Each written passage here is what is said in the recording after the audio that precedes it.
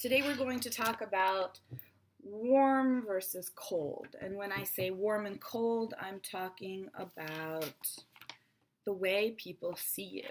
So, for example, if you go to a government office, think about the last time you were at a government office and the person that you talked to.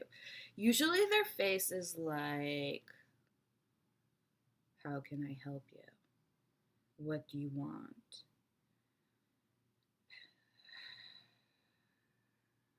These are all signs of I'm cold, I'm not here to be your friend, please don't talk to me. If you don't have to, please do not talk to me.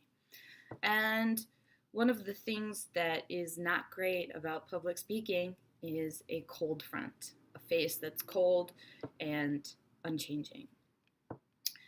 Every culture is different. Let's talk about cultural differences. Every culture is different.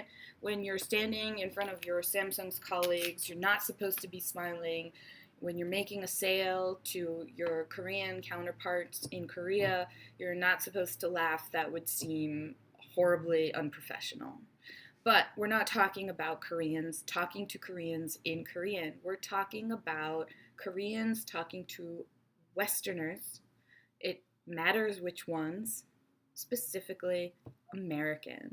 Okay, that point is important. Why? You have to do the research. If you're talking to Russians, they are much more like Koreans and they don't smile. Japanese, they don't smile. But if you're talking to the French or the Spanish, they may be more Australian. Ooh, they like to smile and they like to be less formal. But you have to do the research. For example, Indians. I'm not sure the business culture in India, is it more casual, more about relationships, or is it more about business and poker faces? And I'm not sure. I don't have that experience. The internet is a wonderful thing. It's there for you. We're going to talk about Americans. Okay. First of all, there's no such thing as one kind of American. There simply isn't. It's not like homogenous cultures. Americans are more individualistic. Can you guess what homogenous means? Try. Okay. An individualistic culture means they're not going to be like me. I'm half Israeli, half American. I lived half my life in Israel and half my life in America. They're not going to be like me, right? They're going to be different. Every one of them is going to be different. But I'm going to give you general information about how to generally present your information to Americans. And that's warm. As you can tell from my videos, this is the third one you're watching. As you can tell, my face doesn't stay in one position for long periods of time. I'm actually using my hands more than Koreans usually do. As far as I know, hand gestures in Korean are not popular. You could say it's a Jewish thing. Jews talk with their hands, but I don't think that. I think that's just a prejudice. I think Americans talk with their hands just as much as Jews do. And they certainly change the pitch of their voice a lot more than Koreans. Now, you may not be Korean, you may be from a different country that changes the sound of their voice up and down like Americans do. If you do, that's great because it's very helpful. The similarities are just as important as the differences, right? And the similarities here are about changing the pitch of your voice. It shows how interested you are in what you're talking about. Let's try giving an example. Okay, here we go. Here, can you tell which of these two explanations is cold and which one is warm? All right, you ready? When you look at these figures, you're going to see that the percentage of profit given between 2005 and 2007 has gone up by 5.5%. This is to show that there is a profit margin ability here that is needed to be exploited. That was one. Here's another one. This is about you. This isn't about the 5.2% rise in the profitability of 2001 to 2002. This is about what our expectations are from our company and what our customers expect from us. That's where the importance lies. And that's why we should. So, as it should seem very obvious and clear, one person cared and one person didn't. One person was selling it and one person was just giving you information. One of the things that higher levels or public speakers will tell you is selling something is not difficult, but it takes a certain finesse, a certain smoothness, some kind of acting quality.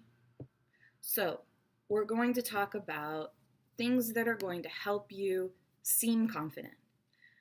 The reason I say seem confident is because seeming confident is the same as being confident when we're talking about what other people see.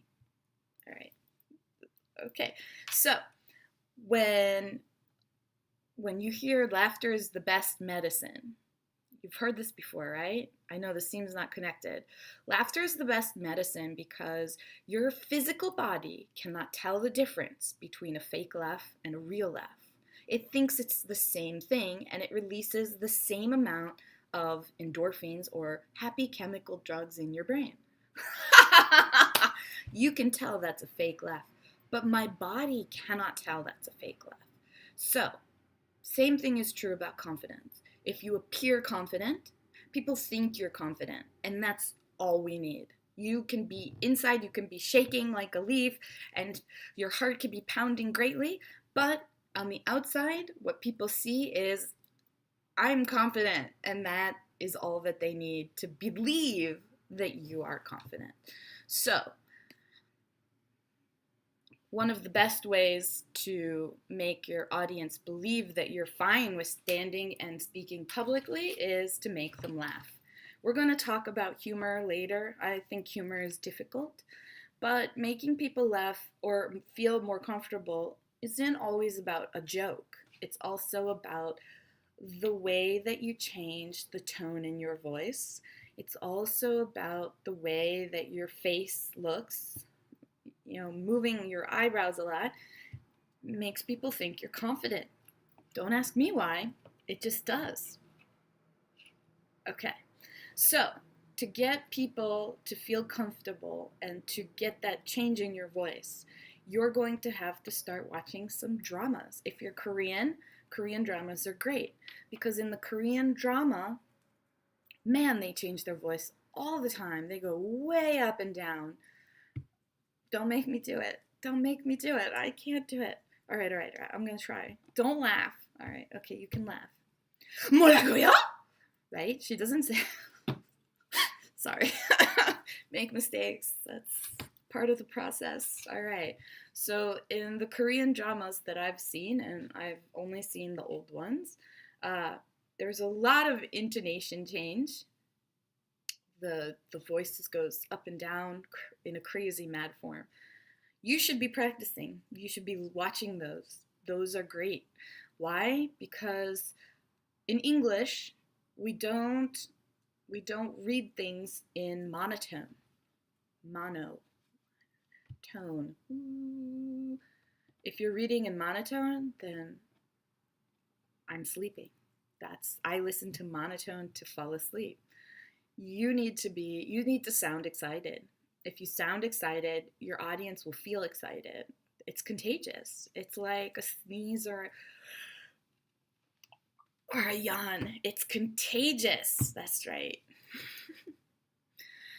When you're really freaking out, focus on the people who are interesting, nodding. Make some eye contact with the people who seem the most interested. And of course, practice. I don't think you can send me a video, but you can put a link in the comment section. I always tell my students who are going to be doing some public speaking, record it video, not audio, record it video. Yeah. Watch yourself doing it. Watching yourself do something is so embarrassing. I mean, so embarrassing. But you can then make a list of what you need to change, and then you can practice and keep changing it. And that's how we learn. We start as amateurs. Oh, it's all connected. It's all connected. All right. And another thing is teach somebody. I'm giving away all my secrets. All right. When you are going to talk to somebody, you have to do a public speaking event. Look, it's terrifying. I know. I've done it. When you have to do a public speaking event, one of the best things to do beforehand is to teach somebody to do something. Because public speaking is about giving people information, trying to get them to do something with that information. For example, I'm trying to get you to talk to foreigners. I'm trying to get you to read more. I'm trying to get you to practice public speaking, right? So I'm going to do whatever I can to make sure that you feel like you can do it. That's what makes me a teacher. Yeah, so if you're a parent and you have kids and they want to learn how to do something, great. Coworkers that you need to train, or if you're desperate, post yourself up. This sounds so crazy. Post yourself up on a seminar like this. Make one in your own language, teaching somebody to do something. Or I don't know if your country has a Craigslist. Craigslist is just a website where people list what they want and list what they have.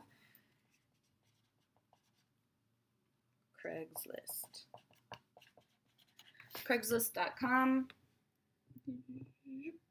Craigslist.com. You go, you post, it's free, you post, I'm looking to teach someone how to fix an air conditioner. I don't know your secret special skills. Hopefully you have one. You can teach Korean, you can teach, whatever you're able to do.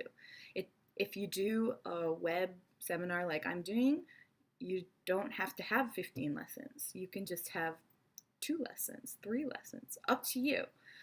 My point is, watching yourself do this will show you your weaknesses and it'll show you your strengths. That's information you need to be prepared to speak publicly. Okay.